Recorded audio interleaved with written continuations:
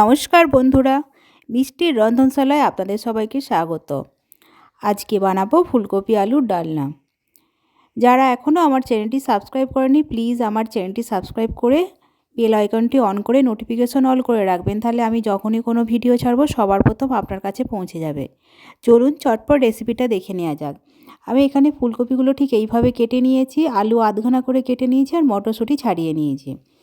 এবার প্রথমে আগে ফুলকপিগুলো একটু গরম জলে নুন দিয়ে ভাপিয়ে নেব, যাতে ফুলকপি যদি ভেতরে পোকা থাকে তাহলে পোকাটাও বেরিয়ে যাবে আর ফুলকপির একটা বাজি গ্যাস ছাড়ে, সেই গ্যাসটা কেটে যাবে। জলটা গরম করে তাতে আমি ফুলকপিগুলো দিয়ে 5 মিনিট রেখে ছেঁকে নেব জলটা। এবার মশলাটা রেডি করে নিই। আমি এখানে 2টো মিডিয়াম সাইজের টমেটো, একটু আদা আর 4টে কাঁচা লঙ্কা পেস্ট করে নেব।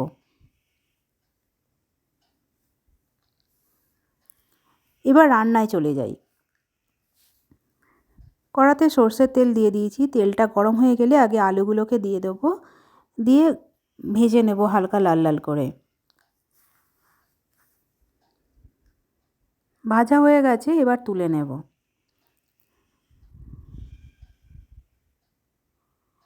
এবার কপিগুলোও দিয়ে দেবো, কপিগুলো দিয়ে ভেজে নেব। নিরামিষ দিনে এইরকম একটা রেসিপি অবশ্যই আপনারা বাড়িতে ট্রাই করতে পারেন, খুবই ভালো লাগবে আপনাদের। কপি ভাজা হয়ে গেছে, কপিটাও তুলে নেব। কপিটা খুব বেশি লাল লাল করে ভাজবো না, হালকা লাল করে ভেজে নেব। এবার ওই তেলেতেই 2টো তেজপাতা, একটা শুকনো লঙ্কা, গোটা জিরে, দারচিনি, এলাচ আর লবঙ্গ ফোড়ন দিয়ে দেবো। মশলাটা একটু নাড়াচাড়া করে নিয়ে তাতে যে আমি মশলা পেস্টটা করে রেখেছিলাম সেটা দিয়ে দেব। মশলাটা দিয়ে একটু নাড়াচাড়া করব যাতে টমেটোর কাঁচা গন্ধটা যতক্ষণ না যায়। তারপর এর মধ্যে একে একে 1/2 চামচ হলুদ গুঁড়ো, 1/2 চামচ লঙ্কা গুঁড়ো, 1 চামচ ধনে গুঁড়ো আর 1/2 চামচ জিরে গুঁড়ো দিয়ে দেবো। দিয়ে মশলাটা ভালোভাবে নাড়াচাড়া করে নেব। আর এই মশলা কষানোর সময় আমি এখানে 1/2 চামচ চিনি দেবো। চিনিটা দিলে মশলাটার কালারটা খুব সুন্দর আসে আর গ্রেভিটাও খুব সুন্দর হয় কালারটা। এবার মশলাটা খুব ভালো করে কষাবো যতক্ষণ না তেল ছেড়ে আসে। এখানে একটু জল দিয়ে দেবো, দিয়ে মশলাটাকে আরও ভালো করে কষিয়ে নেব। মশলা কষানো হয়ে গেছে, এবার এর মধ্যে আলুটা দিয়ে দেব আর মটরশুঁটিটাও দিয়ে দেবো। দিয়ে একেবারে ভালোভাবে নাড়াচাড়া করে একটু কষিয়ে নেব ভালো করে।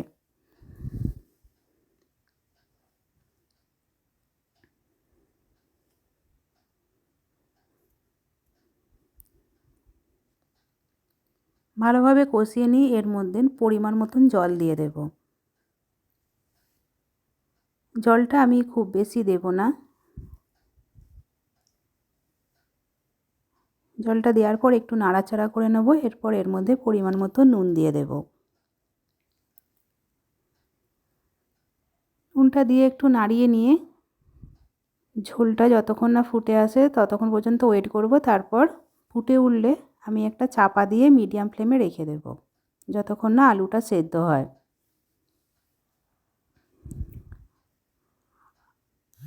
আলুটা সেদ্ধ হয়ে গেছে, আমি একটা খুন্তি দিয়ে কেটে দেখে নেব আগে। এই সময় আমি এর মধ্যে ফুলকপিগুলো দিয়ে দেব।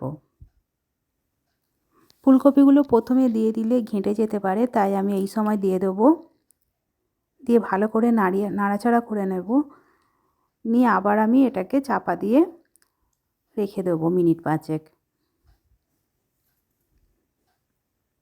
5 মিনিট পর ঢাকনাটা খুলে নিয়েছি,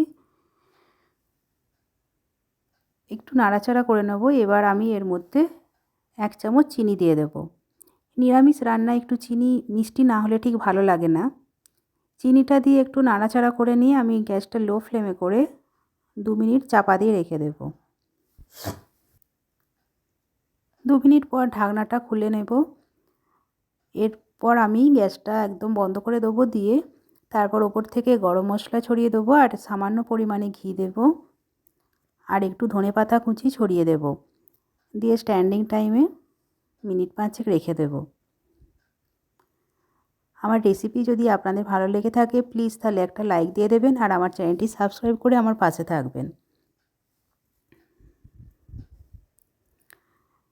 দেখুন আমার রান্না হয়ে গেছে আর কালারটা ঠিক কত সুন্দর এসেছে। আপনারা অবশ্যই নিরামিষ দিনে এরকম একটা রেসিপি ট্রাই করতে পারেন।